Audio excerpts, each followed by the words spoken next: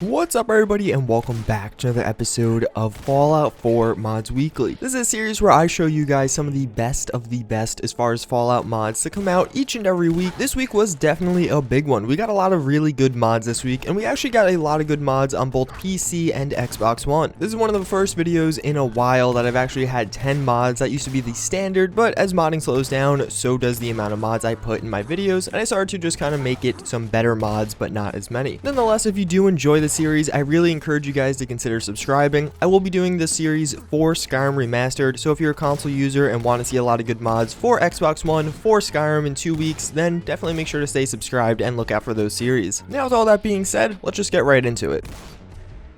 Alright, so number one's actually going to be 3. I'm going to do 3 of these mods in kind of quick succession. Basically, we got 3 new reanimation mods. First and foremost, right now you're seeing the pistol reanimation pack. It adds in a bunch of new pistol animations. All 3 of these actually look really nice. The animations in vanilla Fallout 4 are, well, just pretty bad. I personally really like animation mods, and I think having all 3 of these on your game is very good. Unfortunately, only the pistol reanimation pack is available for consoles, but hopefully some of the other ones will make their way over shortly. So the next animation mod is the MK14 EBR new reload animations. I did put this in one of my videos earlier this week. I really like the custom animations per a weapon. When you have a lot of different weapon mods installed and you stumble upon that weapon with custom animations, it's definitely going to make it stand out a little bit more and a little bit more personable. The MK14 is a very popular weapon mod, and seeing animations for it just makes it that much better. A lot of people put it as the number 1 on their list as their favorite. It's definitely like number 2 or 3 on mine. Nonetheless, definitely a cool animation mod.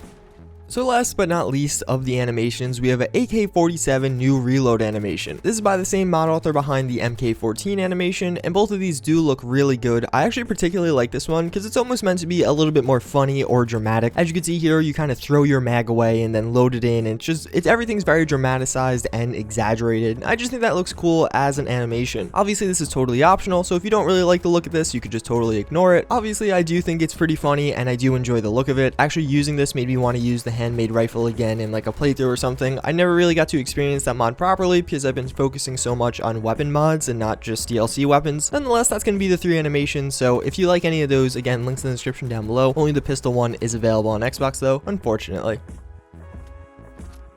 Next up, we do have the laser cannon. I did make a full video on this one yesterday. This is actually a really cool weapon mod. It's kind of like a heavy launcher weapon, but it's a laser. We don't really have any of those in Fallout 4. Obviously, there's the Gatling laser, but that's more of like a machine gun, or at least that's how I view it. And this definitely creates itself as a interesting mod, and one I didn't realize I wanted until I saw this. When I saw the title of this mod, I was like, oh, that actually sounds really cool. Nonetheless, it does have a few issues here and there. The textures aren't the highest quality, and there's just a few bugs with the mod. I'm confident we'll see those ironed out over the next few weeks, but even beyond that, I think this is just such a cool and unique weapon mod that it's just worth putting in your game, even with those bugs. Even if you're not really a huge fan of using heavy weapons, enemies, and more specifically high level enemies, will actually spawn with this on them, and it'll kind of mix your game up a little bit and add in a cool weapon to battle against.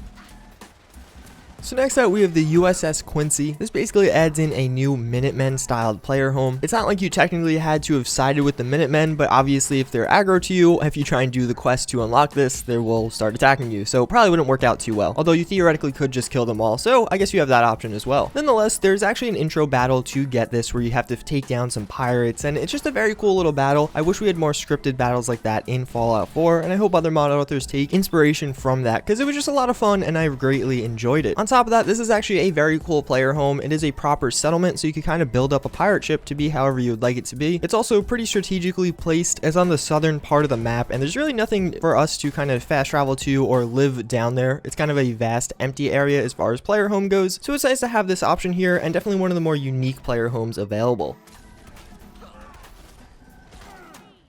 So next up, we have a pretty simple mod. Visible Galaxy 4K basically changes the night sky to have this very nice and high quality visible galaxy. I've used mods similar to this in Skyrim for like kind of longer periods of time, and I just think they look very good. It's one of those things that I highly recommend you download and experience. It really does make a difference as you're traveling overnight. I find myself just looking at the sky so much more often and really appreciating it, and it kind of just makes it feel more immersive, and wherever you're going, you just don't mind taking a little bit longer with the night sky above you. That might sound really tacky, but trust me, download this mod, try it out for a little bit, and I think you'll enjoy it just as much.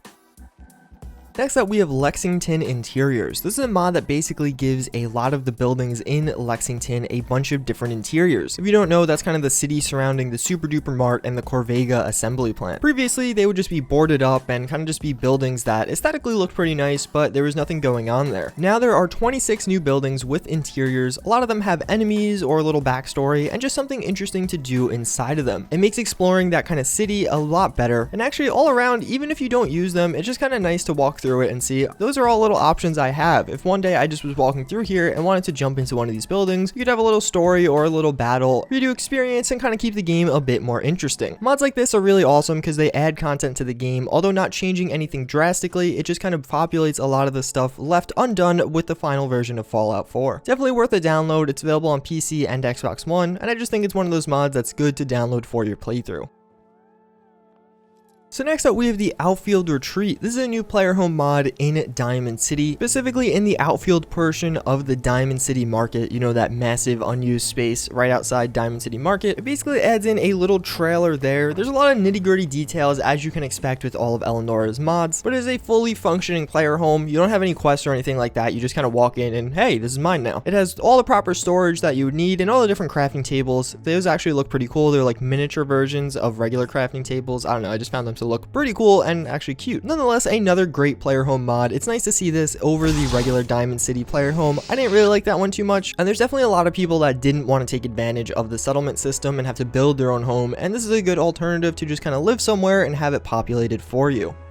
So then we do have Tomb Raider outfits. This is a mod I actually covered in my upcoming mod series. Basically, this guy made all the outfits from some of the different Tomb Raider games over the past few years and put them into Fallout 4. All these do look really high quality. I just think they look really good, and they fit into Fallout 4 so well, being kind of a gritty adventure game. Maybe not as gritty as previous games, but it definitely has a dirty feel to it. You're going to go on adventures through some rain and other crappy environments, and this definitely fits into the game well again. There are quite a few different ones here, so you could definitely pick the ones you want. There's some minor customizability options that you can change around some of these different outfits, as well as it does support CBBE, so definitely big bonuses there.